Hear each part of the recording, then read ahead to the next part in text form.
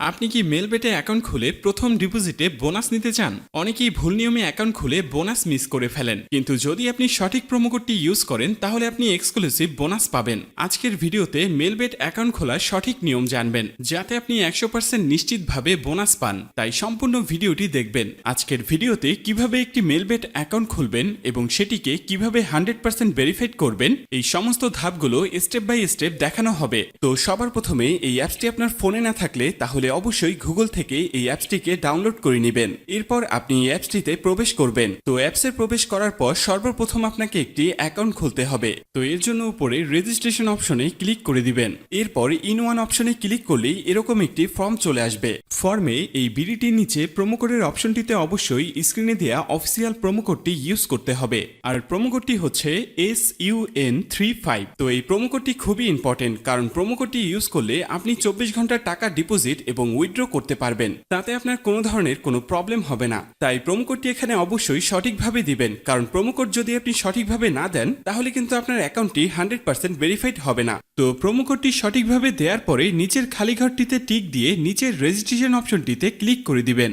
এরপর award verified অপশনটি চলে আসবে। এরপর উপরের খালি ঘরে ক্লিক করে দিবেন। তারপর এখানে নির্দিষ্ট কিছু ফটো সিলেক্ট করবেন। তো এগুলো সিলেক্ট করে নিচের ভেরিফাইড অপশনে ক্লিক করে দিবেন। এর সাথে সাথে অ্যাওয়ার্ড ভেরিফাই করা হয়ে যাবে এবং আপনার অ্যাকাউন্টটি খোলা হয়ে যাবে। এই যে দেখতে পাচ্ছেন আপনার অ্যাকাউন্টের ইউজার নেম এবং পাসওয়ার্ড চলে এসেছে। ইউজার নেম এবং পাসওয়ার্ড কিন্তু খুবই ইম্পর্টেন্ট, কারণ এটি ছাড়া পরবর্তীতে আপনি আপনার অ্যাকাউন্টে লগ ইন করতে পারবেন না। এটি আপনাকে অবশ্যই স্ক্রিনশট দিয়ে অথবা নোটপ্যাডে লিখে রাখতে হবে। এরপর নিচে নেক্সট বাটনে ক্লিক করার সাথে সাথে আপনার অ্যাকাউন্টটি অটো লগ ইন হয়ে যাবে। এরপর আপনি নিচের মেনু অপশনটিতে ক্লিক করে দিবেন। এরপর উপরের পার্সোনাল প্রোফাইলে ক্লিক করে এখানে আপনার ফোন নাম্বার দিয়ে আপনার অ্যাকাউন্টটিকে ভেরিফাই করতে হবে। এর জন্য ফোন নাম্বারের পাশে এই লিংক অপশনটিতে ক্লিক করে দিতে হবে। এরপর এখানে আপনি আপনার রেগুলার পার্সোনাল ফোন নাম্বারটি দিয়ে দিবেন।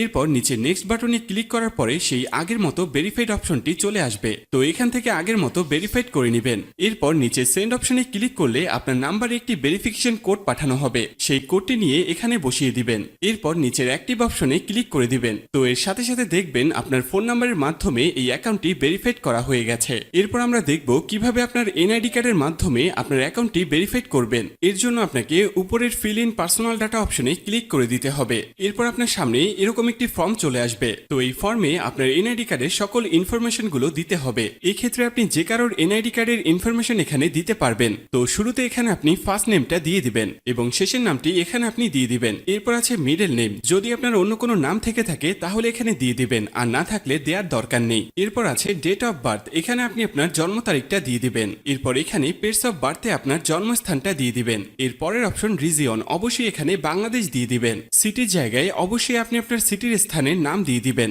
এরপর আছে রেসিডেন্ট অ্যাড্রেস। এখানে আপনি আপনার বর্তমান ঠিকানাটা দিয়ে দিবেন। এর পরের অপশনে আপনার ন্যাশনাল আইডি কার্ডটি দিয়ে দিবেন। তারপর আছে সিরিজ, এই অপশনটি আপনার দেওয়ার দরকার নেই। এরপর আছে ডকুমেন্ট নাম্বার। এখানে আপনি আপনার এনআইডি কার্ডের যে 10 ডিজিটের নাম্বার আছে সেটি দিয়ে দিবেন। এরপর আছে ডেট অফ ইস্যু। এখানে আপনার এনআইডি কার্ড প্রদানের তারিখটি দিয়ে দিবেন, যেটি এনআইডি কার্ডের পেছনে দেয়া আছে। এরপর একদম শেষে যে অপশনটি দেয়া আছে সেখানে বাংলা রিকোয়ারমেন্ট দিয়ে দিবেন। তো আপনার কাজ শেষ। যদি সবকিছু ঠিকঠাক থাকে তাহলে নিচের এখানে ক্লিক করে দিবেন। তখন এরকম সাকসেসফুল লেখা চলে আসবে। এবার আমি আপনাদেরকে দেখাবো কিভাবে এই অ্যাকাউন্টে টাকা ঢোকাবেন। এর জন্য কিছুটা ব্যাগে চলে আসবেন। এরপর উপরে যে অপশনটি দেখতে পাচ্ছেন সেখানে ক্লিক করবেন।